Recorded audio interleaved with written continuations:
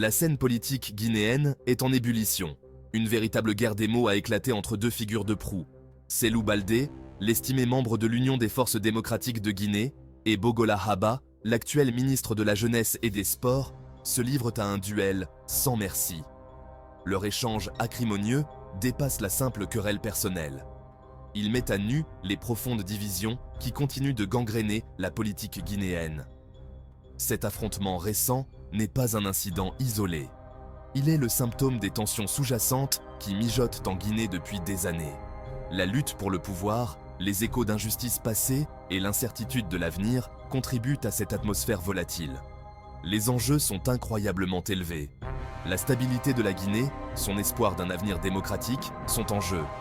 La communauté internationale observe la situation avec une inquiétude palpable. La Guinée succombera-t-elle à ses vieux démons ou saura-t-elle saisir cette occasion de se forger un nouveau destin? La réponse est entre les mains de ses dirigeants. Ils doivent choisir entre la voie de la confrontation et celle de la réconciliation. L'étincelle qui a mis le feu aux poudres est une déclaration controversée de Bogola Haba.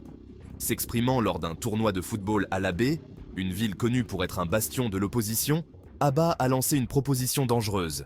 Il a suggéré que ceux qui ne soutiennent pas la junte au pouvoir, le Comité national du Rassemblement pour le développement, CNRD, devraient envisager de quitter la Guinée. Ces paroles, irresponsables et incendiaires, ont provoqué une onde de choc dans tout le pays.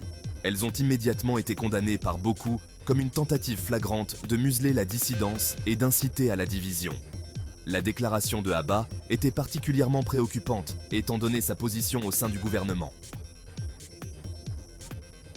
En tant que ministre de la Jeunesse et des Sports, ces paroles ont du poids et peuvent influencer un public large et impressionnable. Les critiques ont rapidement souligné l'hypocrisie de la déclaration de Haba. Le CNRD, arrivé au pouvoir par un coup d'État militaire, a promis à maintes reprises d'ouvrir une nouvelle ère de démocratie et de liberté d'expression.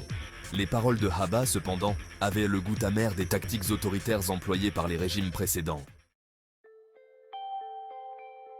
Cellou Baldé, fervent défenseur de la démocratie et des droits humains, n'a pas mâché ses mots en réponse à la provocation de Haba. Il a publié une réplique cinglante, accusant Haba de tenter de diviser la nation et d'inciter à la violence. Baldé a rappelé au public le passé controversé de Haba, notamment son association avec le tristement célèbre capitaine Moussa Dadis Camara, qui a dirigé un régime brutal marqué par des violations des droits humains. Cellou Baldé a appelé Haba à revenir sur sa déclaration dangereuse et à œuvrer en faveur de l'unité et de la réconciliation. Il a souligné que la Guinée appartient à tous ses citoyens, quelles que soient leurs affiliations politiques. Il a exhorté ses partisans à rester calmes et pacifiques, refusant d'être entraînés dans un cycle de violence et de représailles. La réponse de Cellou Baldé a été mesurée mais ferme, reflétant sa stature d'homme politique responsable. Il a compris la gravité de la situation et la nécessité d'empêcher que la situation ne dégénère. Ces paroles ont trouvé un écho auprès de nombreux Guinéens qui aspirent à la paix et à la stabilité. Passé qui ressurgit. Le passé de Haba au sein du CNDD. La déclaration controversée de Bogola Haba prend une tournure sinistre lorsqu'on l'examine à la lumière de son passé. Haba était une figure clé du régime du capitaine Moussa Dadis Camara, arrivé au pouvoir par un coup d'État en 2008. Le régime de Camara, connu sous le nom de CNDD, a été responsable de violations massives des droits humains. Le rôle de Haba au sein du CNDD reste un sujet de débat. Certains affirment qu'il n'était qu'une figure de proue, tandis que d'autres pensent qu'il a joué un rôle actif. Son association avec le CNDD jette une ombre sur sa position actuelle au sein du gouvernement.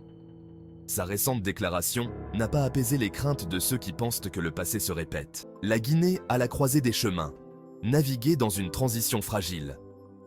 La Guinée se trouve à un moment critique. Le pays est en pleine transition fragile après un coup d'État militaire en septembre 2021. Le CNRD, dirigé par le colonel Mamadi Doumbouya, a promis de ramener le pays à un régime civil. Cependant, le chemin vers la démocratie est semé d'embûches. Le CNRD doit restaurer la confiance dans le gouvernement, penser les plaies du passé et créer une société plus inclusive et plus juste. La communauté internationale a exhorté le CNRD à donner la priorité au dialogue. Elle a appelé à une feuille de route claire pour la transition.